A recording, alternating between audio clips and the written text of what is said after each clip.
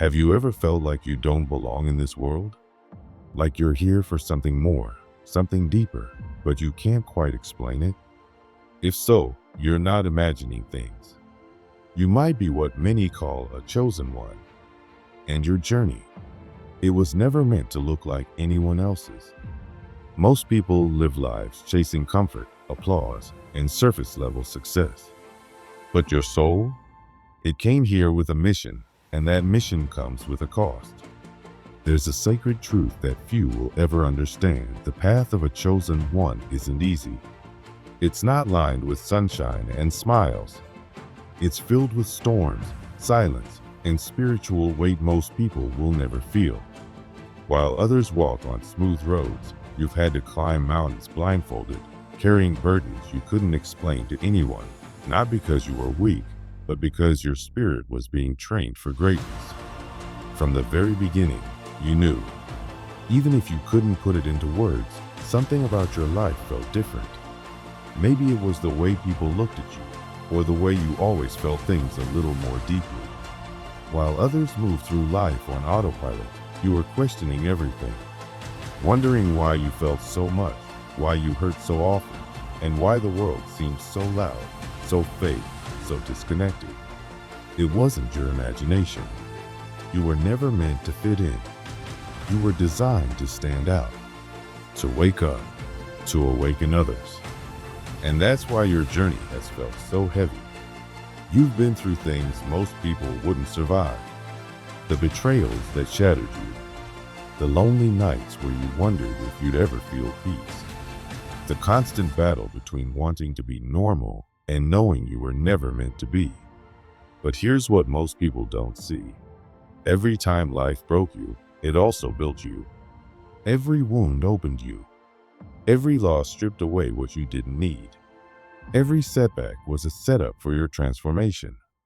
The world doesn't celebrate the chosen one, at least not in the beginning. People don't understand you. They judge your silence. They mock your sensitivity. They see your solitude and call it loneliness. But what they don't know is that your silence is sacred. Your emotions are a compass. And your solitude? It's not emptiness, it's where you hear the divine. Being misunderstood is one of the hardest parts of this journey. You try to explain what you feel, but there are no words big enough. You see through lies. You sense energy. You hear things no one says aloud. And while the world plays pretend, you crave real. Real love. Real connection. Real meaning. But in a world that celebrates masks, your authenticity becomes a threat. That's why people pull away. That's why they call you too intense, too deep, too sensitive. They don't realize your depth is your gift. Your sensitivity is your power. You're not weak, you're wired for truth. And truth disrupts anything built on illusion. Still, the loneliness hits hard. There are days when the silence is deafening. Nights when your soul aches for someone who truly sees you. But you keep going.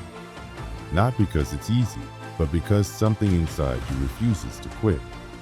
You know there's more. You feel it in your bones. And you're right.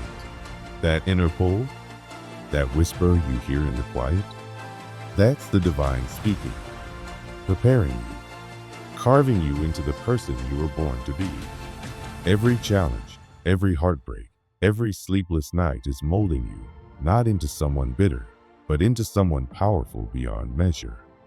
The truth is, the more powerful your calling, the more intense your preparation. And make no mistake, the spiritual attacks you faced, they're not because you're weak, they're because you're dangerous to darkness. Your very presence exposes what's fake. Your light disrupts what's hidden. And every time you rise after being knocked down, you prove that your spirit cannot be broken. You've probably felt it, those days when the air feels heavy, when your body is tired, but you haven't done anything physical, when you wake up already exhausted. That's not random. That's spiritual warfare. It's real. and it means you're on the right path. You've also likely experienced awakening way before the people around you. While others were chasing trends and distractions, you were peeling back the layers of reality. You saw the cracks in the system, the hollowness in the noise, the truth behind the illusion. You woke up, but waking up early can be lonely. It feels like living in a world where everyone's asleep, and you're the only one with your eyes wide open. You try to shake them gently, hoping they'll see what you see, feel what you feel. But they don't. Not yet. So you keep walking, even when the path feels empty, even when it hurts. And here's the beautiful, brutal truth. You were never meant to walk the easy path. You were meant to walk the real one, the sacred one, the one that calls you to rise again and again until you become who you were always meant to be. You didn't choose this path, it chose you. Not because you're better, but because your soul is ready, strong enough, brave enough, awake enough. Every time you felt like giving up, but didn't, that was your spirit proving its strength. Every time you've cried in silence and still got up the next morning, that was your soul aligning with something greater. Every time you've stood alone in your truth, that was the universe confirming your power. You're not crazy. You're not broken. You're becoming. You are being prepared for a purpose bigger than your pain. And maybe, just maybe, this message found you at the exact moment you needed it most. That's not coincidence. That's alignment. It's divine timing. So if your soul feels this truth, if something deep inside you is saying, yes, this is me, know that you are not alone. You never were. And you never will be. This is your reminder, your confirmation, your spiritual wake-up call. You are a chosen one, and your time is now. They see the world differently, not through rose-colored lenses, but with eyes sharpened by truth and souls awakened by pain. They recognize the masks people wear, those carefully curated smiles meant to distract from the ache behind the eyes. While most people look away, they notice, they feel. And once the soul awakens to this level of awareness, there's no turning back. Sleep no longer comes easy. Blissful ignorance becomes suffocating. What others call normal suddenly feels like a trap. Comfort becomes confinement. And the old life, the old roles, the old beliefs no longer fit like they used to. Everything feels too small, too fake, too quiet in the face of such a loud internal awakening. This is not just growth. It's rebirth through fire. The kind of transformation that strips a person of everything false until only the raw truth remains. They find themselves grieving things others celebrate, fake happiness, surface-level living, toxic traditions. They mourn the comfort of illusions they once clung to. But even in the grief, they know there's no going back. Once the soul is awake, the veil is gone, and all that remains is reality, sharp and honest and beautiful in its nakedness. And yet, the awakening isn't a clean or gentle process. It's messy, disorienting. It pulls the chosen ones from their comfort zones and tosses them into the wilderness of truth. Here, they feel alone, exiled even from the life they once knew. But in this loneliness, they begin to find themselves. With every tear, every sleepless night, every whisper of doubt echoing through their soul, they're being refined. They're shedding who they were to step into who they're meant to be. For some, the pain goes even deeper. They weren't just born into dysfunction, they were born to end it. The generational pain that's been passed down like a curse, they're the ones chosen to break it. While others inherit it, they interrupt it. They are the cycle breakers, the spiritual warriors sent not to carry on tradition, but to transform it. The addiction that destroyed past generations, the silence that silenced truth, the poverty, the betrayal, the emotional unavailability. These patterns don't just end because time moves forward. They end when someone brave enough stands up and says, This stops with me. But make no mistake, there's nothing romantic about breaking chains. It's not glamorous. It's gut-wrenching. It means confronting trauma head-on, staring down demons their ancestors couldn't name, healing wounds they didn't create, and stepping into roles they never asked for. It often means facing rejection from the very people they're trying to help, because growth is threatening to those committed to stagnation, and freedom exposes the prisons others have made peace with. Still, they press on, not for praise, not for recognition, but because their soul demands it. They cry behind closed doors, praying for strength, asking for clarity. They carry their family's pain on their back, often with no thanks, no applause, just an inner knowing that their pain has purpose.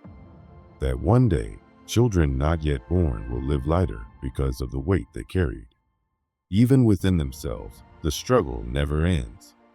The chosen ones live between dimensions, one foot in this world, one foot in the spiritual. They sense what others miss. They feel deeply, think endlessly, and often wrestle with emotions that aren't even theirs. There's a war within, a tug of war between the desire to live a simple, peaceful life and the soul's call to something greater. They long to blend in, to laugh without overanalyzing, to love without fear. But they know they were never built for the ordinary. This internal battle isn't a flaw. It's a sign, a sacred signal that they are tapped into something beyond this world. The chaos they carry inside is not confusion, it's construction. The tension between their humanity and divinity is shaping them into vessels strong enough to carry truth in a world addicted to lies. While others question their sanity, they question their silence. They wonder if their inner battles make them broken, when in reality, it's the proof that they're awake in a world half asleep. And with this awareness comes a responsibility few can imagine. Chosen ones don't volunteer for their assignments. They're chosen by something greater, by divine design. Their calling isn't light. It weighs heavy on the spirit. They absorb pain from the people around them, feel responsible for healing spaces they didn't break, and are expected to lead without complaint. They hold space for others while barely having any left for themselves. They are the ones people turn to when things fall apart, the healers, the listeners, the protectors. But who holds them? Who listens to them? Who understands the silent exhaustion of carrying pain that doesn't belong to them, yet still lives in their bones? Their journey is not fueled by ego. It's powered by purpose. While others chase pleasure, they pursue meaning. They're not here to impress, they're here to impact. And though the burden is great, their soul was built to carry it.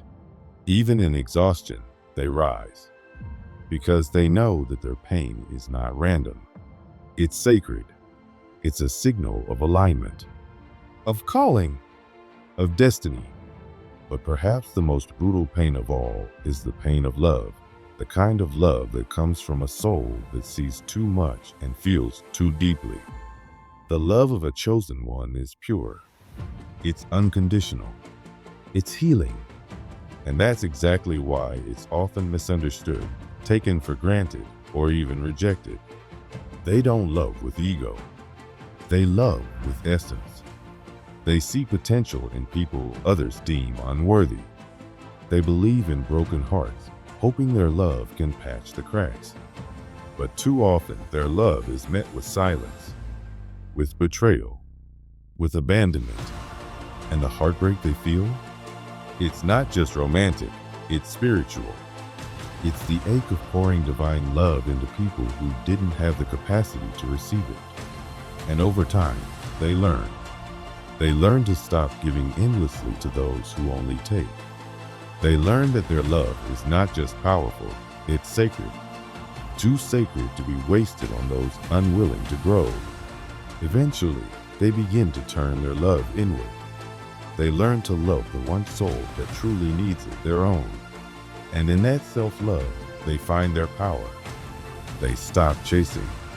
They stop fixing. They stop bleeding for people who won't even acknowledge the wound. And they start building a life rooted in truth, aligned with spirit, guided by purpose. To all who resonate with this journey, to the ones who felt this pain in their bones and still chose to rise, know this: you are not weak. You are not broken. You are not lost. You are being forged. Every sleepless night, every tear, every moment you questioned if you could keep going, it's not meaningless. It's part of your becoming. You are not suffering just to suffer. You are suffering to shift, to heal, to lead, to break what needs breaking and build what's never been built. You weren't sent here to blend in. You were sent to stand out, to challenge the systems, to break the curses, to love fiercely, speak boldly, and rise unapologetically. The pain is not your punishment. It's your prophecy. The fire you walk through is shaping you into something divine. So if your heart is tired, if your spirit is weary, hold on. The divine sees what the world does not. Every battle you fight in silence is remembered in the heavens. Every shadow you face is a step toward the light. And every time you choose love over fear, truth over comfort, purpose over popularity, you come home to yourself a little more. This is the Zillion Mind channel. If this message spoke to your soul, type 111 in the comments to signal to the universe that you're ready for strength, clarity, and divine elevation. And if you haven't already, subscribe and turn on notifications. This is your spiritual home, and we're just getting started. Stay strong, chosen one. The pain is proof of your purpose.